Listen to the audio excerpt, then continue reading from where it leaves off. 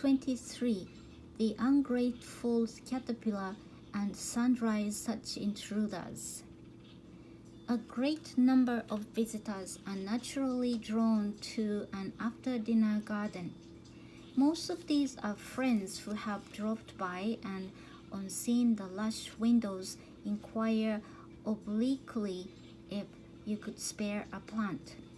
Or, more directly, once they find out the jungle has sprouted from seed, how they too can manage an after-dinner plantation. But there are some more unexpected callers whose presence at first might appear benign, but who change their roles in the moment your back is turned. Such was the case with the malevolent caterpillar who dropped in one summer day and whom I let hang around for local color. After all, I told myself, a little animal life for the jungle was just what it needed. An ocelot, which I privately would have preferred, was out of questions, at least so I gathered from Susan's response to discreet hints in that direction around my birthday. So I settled for Caspar the caterpillar and let him crawl his multi-footed way. How he immigrated in the first place will always remain a mystery.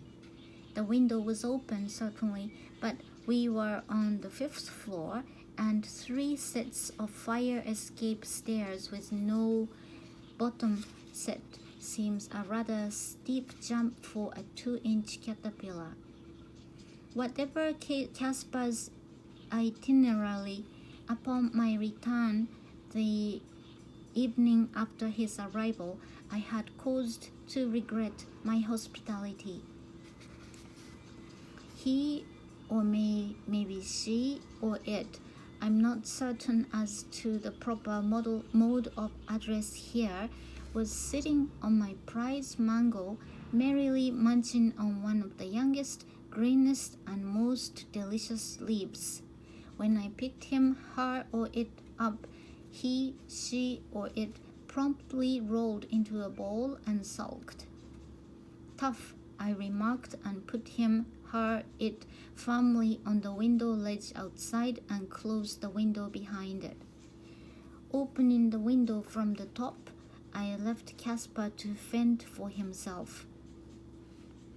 A week later, a caterpillar again peered at me from among the undergrowth of my jungle.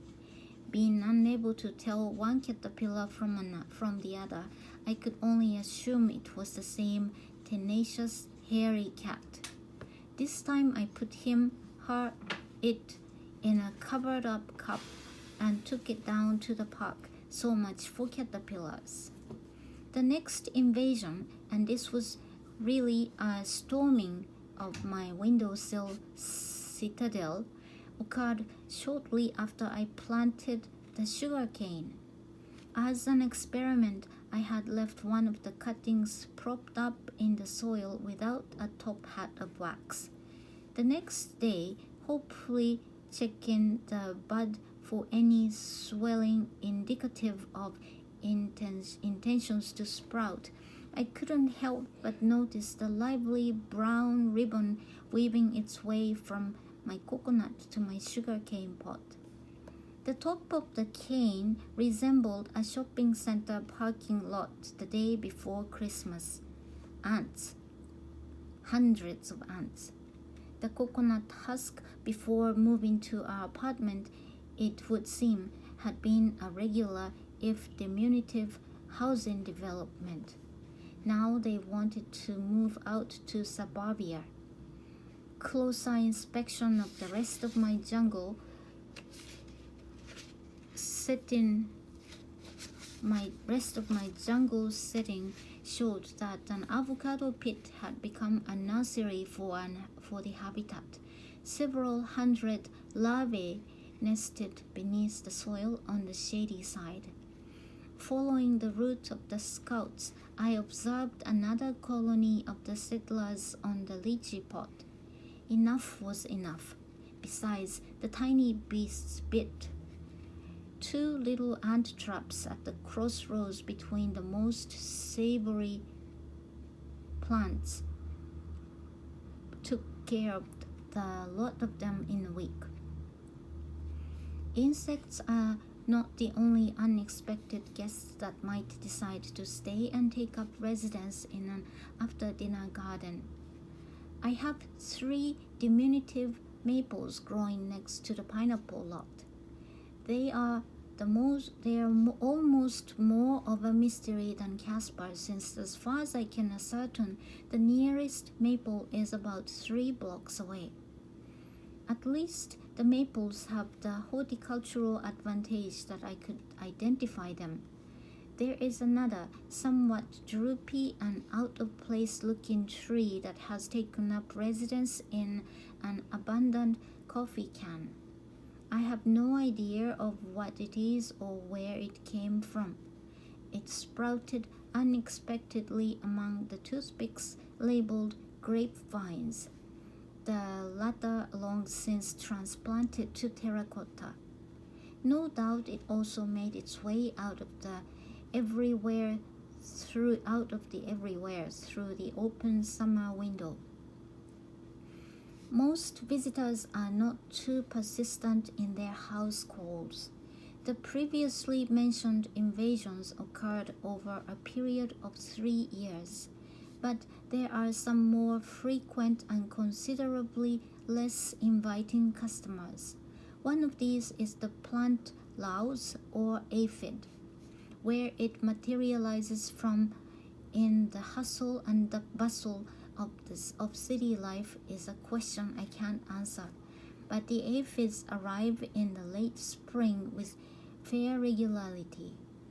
Their advent is no occasion to be soft-hearted. Individually so small, usually about the 16th of an inch long, as to go unnoticed, collectively they are a destructive menace. And there's no waiting in line to get in. They'll sit 3 deep if they have to in a particularly juicy niche. Cases have been recorded of heavily infested truck farms being destroyed in a matter of a week or less. It doesn't even take 2 to tango. Many aphids reproduce parthenogenetically, that is, the female doesn't bother with the male ego, but just keeps on reproducing all by herself. And I found out that while the life of the average aphid is short, only 3 to 5 weeks, it crams a lot into that brief time.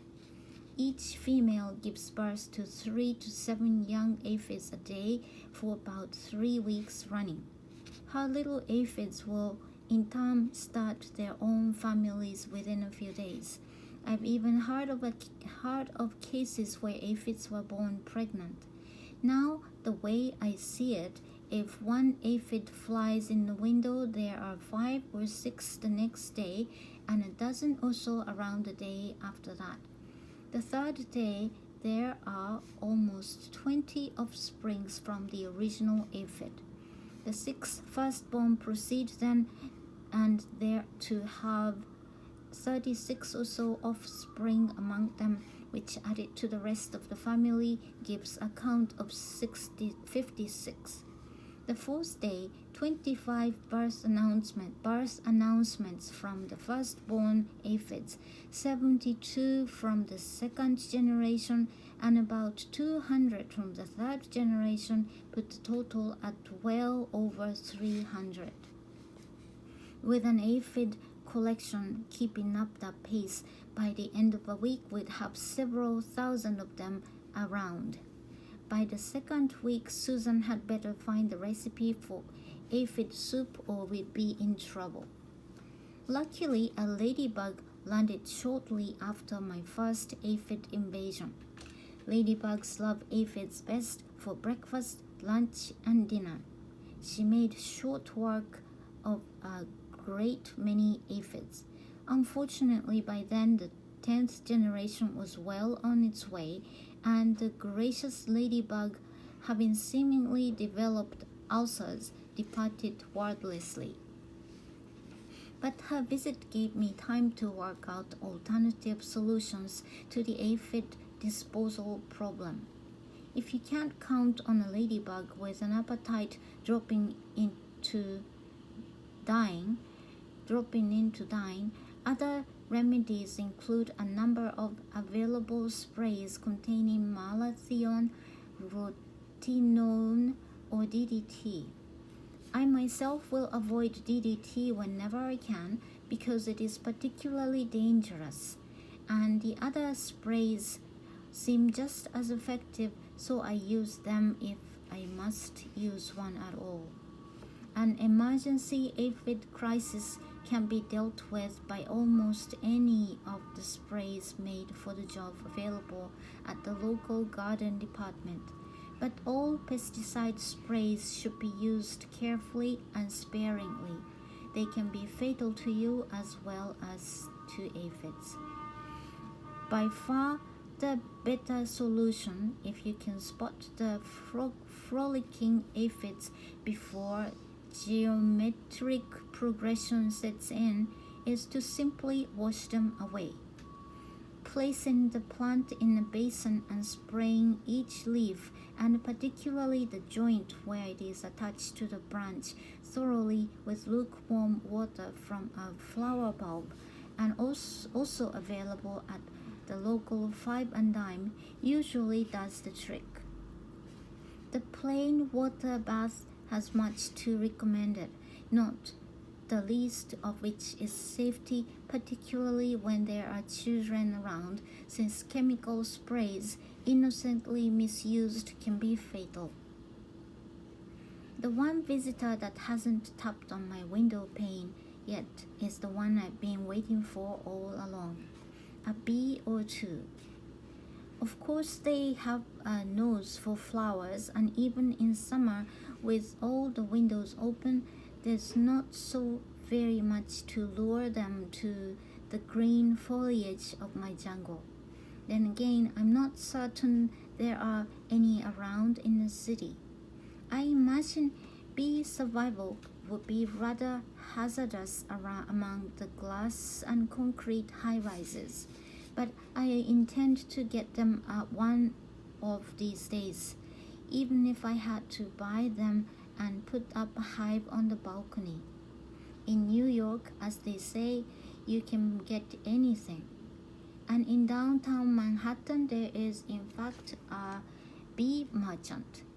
Even if I want a potential future bee farmer, I'd be tempted to go down and buy some just to see how he gets several thousand bees to sit still long enough to be weighed. He sells them by the pound.